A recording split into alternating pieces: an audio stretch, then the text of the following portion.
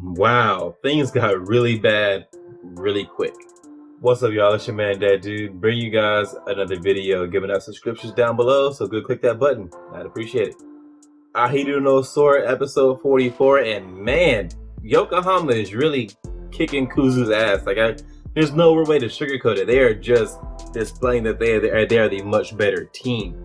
I want to say, and almost just the second quarter, they went up by almost 30 points. So I think actually more than 30 points in just the second quarter. You know how hard that is to do in a sport like that, like basketball. Hey, don't get me wrong, basketball lends itself to having as a high-scoring game generally, but still, you typically don't go up by 30 points on a team in one quarter. They are beating Kuzu High down right now, and Yokohama is really displaying that they are the much more experienced team, and they are also the much more talented team. But the experience really comes in because they were pulling away in the beginning. Kuzu High, had like a little comeback and they got back in the game. But experience comes in right here, where Yokohama is able to, Kuzu adjusts her strategy. Well, Yokohama has a counterattack. So Kuzu brings in Kenji, they bring in Shigeyoshi, they're scoring more points, their team's flowing better. Yokohama is more able to look at what Kuzu is doing and adjust their game plan from there and adjust their plan of attack and find a new weakness on the court.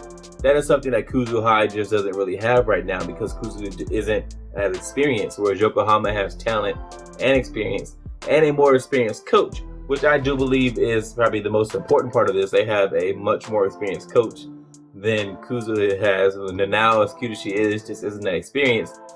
But ultimately, their players are better able to figure out during the flow of a game, okay, well, this isn't working or this changes, because in basketball, it's such a free-flowing sport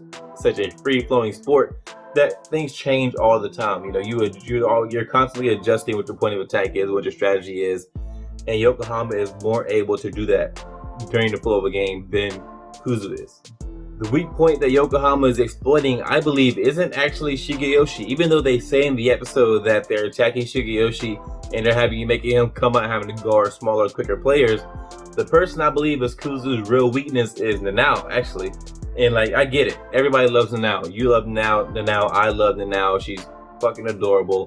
She's the coach / mascot of the team. But if she's going to be the coach, we have to treat her like a coach. And she's made some pretty big mistakes during this game. She was slow to go from a zone defense back to a man defense. She still hasn't taken Shigeyoshi out of the game, even though it's pretty clear that he's nearing his limit. I get it. And now isn't that experienced. We got to cover some slack. And she's coaching against somebody who's been coaching for a long time and is very experienced and has a more talented team there. So, I'm not trying to say that she should be able to coach Kuzu High to win this game, but we need to call out her mistakes as they are. And she has made some pretty glaring mistakes in this game. She's going to have to come up with some kind of winning strategy for Kuzu High to get back in this game. We get it. Nanao is the tactician of this team, so it is kind of on her to come up with something for them to get back into the game. And right now, she just hasn't done that. Now, let's talk about Kenji. I was expecting so much from Kenji in this game, as I'm sure a lot of people were. Just given what Kenji was going through before the game and all the training he did with the college players and going around and beating different high school players around the region. And there's been no payoff for that so far. He's been really passive. And I took his passiveness in the first quarter to mean maybe he had bought into being more of a team player and was trying to flow within the team and not just go out and try to score all the points all the time.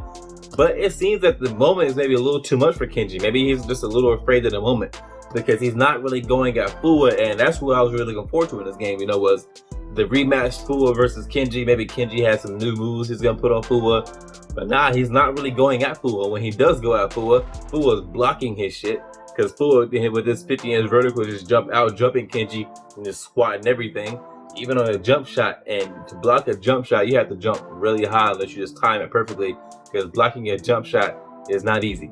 But Fua can do it. Yeah, so Kenji, he has to do something in this game. He has all that work he did with the college players. There has to be some kind of payoff. I'm assuming he's going to have some epiphany moment, which I thought he had already had, but apparently not. Something's going to have to happen with him and the way he gets involved in this game. Something's going to have to click. I get it. Fua is a better player right now than Kenji is, but Kenji is Yokohama's best player. Not Kenji is Kuzu's best player. So he has to be able to overcome the moment and contribute something to the team. Because right now he's not contributing much. He's not taking very good shots. And when he does get a shot up, Fu is just blocking it. He has to be able to do something. He has to contribute in some way. Poor Shigeyoshi, man. Shigeyoshi had a brief moment to come in and shine in episode 43, and now he's already getting like picked on in this episode, where like the Yokohama's kind of like bringing him out from the paint and using his height against him, because he's taller. So taller players are quick. They're generally not as quick as the shorter players. So they bring Shigeyoshi out of the paint and put a smaller, quicker player on him, and let the quicker player drive to the basket on him, which is actually a really good strategy. You see it a lot in basketball, where you have a small, quick guard that then a big man gets switched onto the smaller guard. Generally, the smaller guard is more able to get to the hoop just because they're smaller and quicker, and taller players generally aren't able to like squat down and like be as shifty as smaller players generally. And Shigeyoshi just doesn't have the foot speed to keep up with smaller guards. And so Yokohama's really attacking him right now. And even with their center isn't as tall as Shigeyoshi, and so he can bring Shigeyoshi out of the paint and work from there. So there has to be some way for Shigeyoshi to stay on the court and be impactful. And I really don't think it's even Shigeyoshi's fault. I would actually say that he is your anchor in the middle. Your other players around him have to account for that. So that falls on Sora. That falls on Kenji. You need good perimeter defenders to keep the smaller guards on the outside from driving on your big man in the inside. You got to help them out. So that really does fall on Sora and Kenji. They have to do a lot better of staying in front of their man and guarding their man and keeping their man out of the paint to help Shigeyoshi out. Because of course, if Shigeyoshi has to come out from the paint and try to step up and guard a smaller player, he's not gonna do so well just because of how tall he is, and he's kind of slow-footed. This episode made it so much more evident how much better Yokohama is than Kuzu. They're the more experienced team, they're the more talented team, and they're the deeper team. They have more good players than Kuzu has. That's just a matter of the team's been around longer. They've had upperclassmen and all that kind of stuff. Where Kuzu's just, 8 guys trying to play basketball.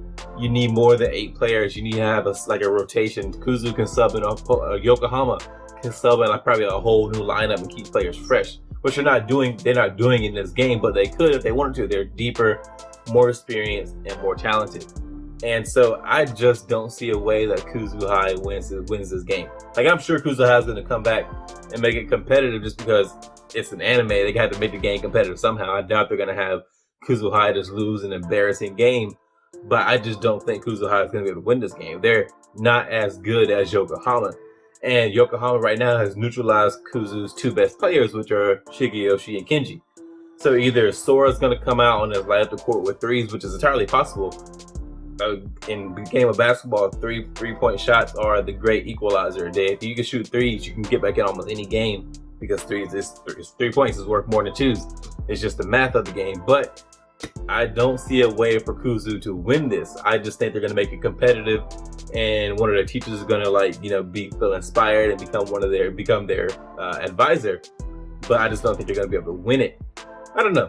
Maybe if Momoharu all of a sudden develops a shot, then they'll be able to win. Because right now, Momoharu is always on the floor, and Momoharu can't score for shit. And so they always have one player who's just not an offensive threat at all. If Momoharu develops a shot during halftime, maybe Kuzu High can come back out and win this game. But I doubt that's going to happen in the course of halftime. So thanks for watching, guys. If you enjoyed the video, hit that thumbs up. If you're so inclined, subscribe. I'd appreciate it.